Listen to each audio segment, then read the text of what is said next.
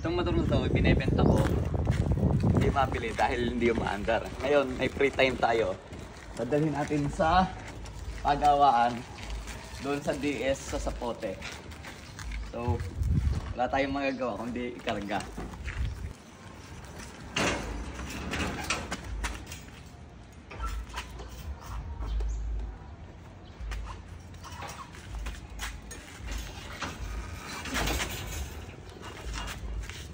Palpak. So ayan, nandito na rin tayo sa DS. Ayan yung DS Motor Shop. Dito yan sa Zapote. Dito kasi gumagawa yung mga tuti. Tuti yung ginagawa. Kaya pagawa natin ayan si Master Albert. So ayan si Master Albert. Binaklas na niya yung U-box. Dinadiagnose na niya. Tapos tinanggal niya yung panggilid dahil yung spring ay lumusot na. Nasisipa. Ayan, papalitan na niya yan. Yung kickstart. So abangan natin kung anong gagawin ni Albert dito, hindi umaandar. Testingin na ni Albert, nilagyan na konting gasolina. Ayun, salamat kay Albert, merong reserba. Ito pinalitan, bago na. Testing Albert. Uy!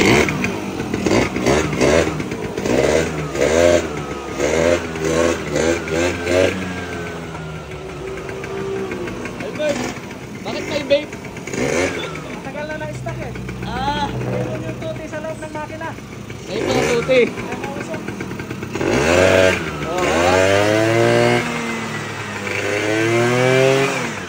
Mas maganda may ganyan. Oo, kaysa walang... Kaysa walang tuti, di ba? Ganyan talaga. Mawawala yan. Ibig sabihin yung sa baso-baso lang. Ganon. Pag may sukan niya na yung mga tuting nasa loob ng makina, matutuwasan na yan yung usok. Ayan. So, ibig sabihin, Albert, walang problema ang motor ko. Na-stock lang talaga. Na-stack lang talaga.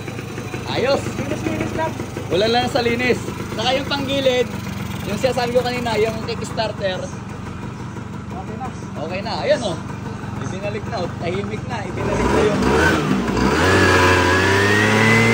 Ibinalik na niya yung filter. Oh, walang palya, no? Pagkatapos mapaandar ni Albert, pinalitan na natin ng brake pad. Harap at saka likod. Saka pinalitan ko na din nitong pito dahil may pakunti-kunting singaw. And then yung harapan na preno, inaayos na ni Albert. Ayan, pinapal ko na rin ng bago. So ayan mga boss, okay na, wala na rin kusok dahil naubos na yung stock na tuti. So testingin natin, saka gagasolinahan na din natin.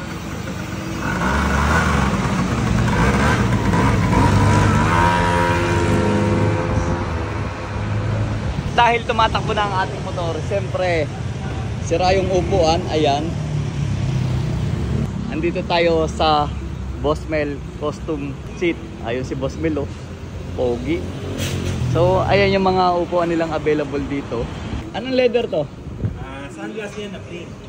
So unang tingin ko pa lang, parang ito na agad yung kursunada ko. Ayan yung ilalagay natin sa'yo. Oh sige. Na may logo na Boss Mel.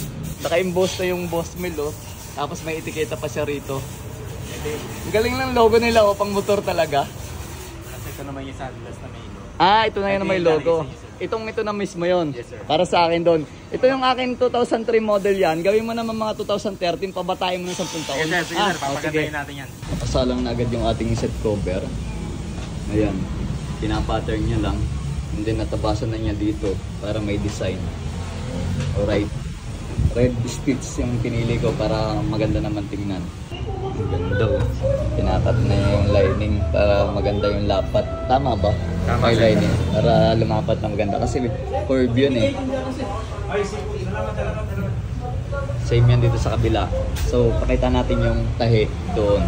So ayan na yung lining, tinatahi na. Unang tahi ay kulay dim na sinulit yung gagamitin. So nylon na pala yung ginagamit nila na sinulit para mas matibay. Unlike sa ordinaryong sinulit. Mamaya gagamitan na nila ng kulay pula. Yun na yung red stitch na tinatawag para may combination ng kulay. So bali pumapatak dalawang tahi para mas matibay. Ayun. Ganito na yung tsura niya pag nadugsong. Ayan. Unang tahi pa lang. And then piniprepare na yung pulang sinulit. So ito na yung itsura niya kapag padaan ng pulang sinulid, o di ba? So mga boss, ito na yung itsura niya kapag nagawa. Ayan, malapitan, boss mail. Tapos ito yung red stitch na sinasabi ko. And then may tikita dito na boss mail din yun, yung logo nila. So ito pang SYM. And then back to stock to. Tinantan lang talaga ng cover. Daman-dama ko na agad na makapal yung pagka-leather niya, and then nasarap. Sarap hawakan. Mag-enjoy ako rito. So ikakap na natin dun sa ating 2-stroke. Alright, nakakabit na. Ayan. Ang ganda talaga ng pagkakagawa. Oh, lapat na lapat. Parang ang sarap na upuan. So ayan, yung upo ko, ang sarap. Sa mga gusto magpagawa ng seat cover, dito lang yan sa Pulanlupa, Bacoor, tapos Pinakayan, Dasma branch dito, at saka Manila at saka sa Pasig. Kahit saan, kung saan kayo malapit to kayo pumunta. Sa halagang 1-3, depende sa gagawin, and then afford na afford naman. Alright.